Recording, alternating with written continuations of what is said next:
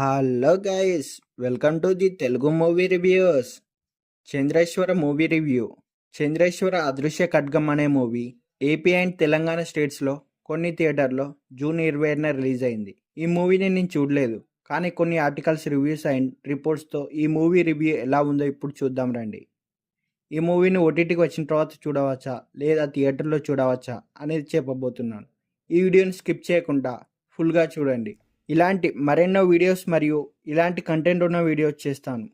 Coming to the point, ఈ movie యొక్క story ఏంటంటే, నందివర్మ పర్వతం కింద ఉన్న ఒక పురాతన గుడిలోని నిధి కోసం ఆర్కియాలజీ టీం చంద్రగిరికి వస్తుంది. కానీ ఆ ఊరి ప్రజలు వారిని ఊర్లోనికి రానివ్వరు.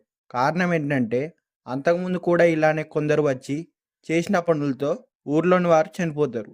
ఈసారి కూడా అలానే జరుగుతుందని వాళ్ళను ఊర్లోనికి రానియకుండా అడ్డుకుంటారు. ఎలాగైనా ఊరు ప్రజలను ఒప్పించి ఆర్కియాలజీ టీం వారు నిధి కోసం తవ్వకాలు అనేది స్టార్ట్ చేస్తారు. అయితే ఈ మూవీలో ఒక ట్విస్ట్ కూడా ఉంది. ఆ ట్విస్ట్ ఏంటిదంటే, ఎవరు చీకటి పడిన తర్వాత ఆ గ్రామంలో ఎవరు తిరగకూడదట. ఎవరైనా రాత్రి తిరిగితే దారుణంగా చనిపోతారట.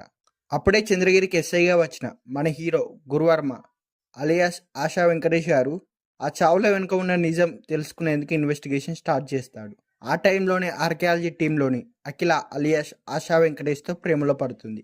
అయితే తన ఇన్వెస్టిగేషన్లో గురువర్మ చాలా విషయాలు తెలుసుకుంటాడు.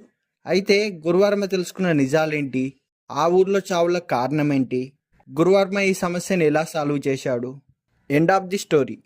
నిజంగానే ఆ ఊరు గుడి లోపల నిధి అనేది ఉన్నదా లేదా అనేది తెలియాలంటే మనం మూవీ చూడాల్సిందే. Coming to the positive points, మూవీలో మాత్రం కంటెంట్ ఉంది.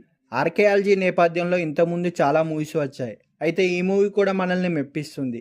మైనస్ పాయింట్ ఏంటిదంటే, ఇందులో మాత్రం తెలిసిన యాక్టర్స్ని పెట్టి ఉంటే సినిమా చూసేందుకు ఎక్కువ మంది ఇంట్రెస్ట్ చూపెట్టేవాళ్ళు.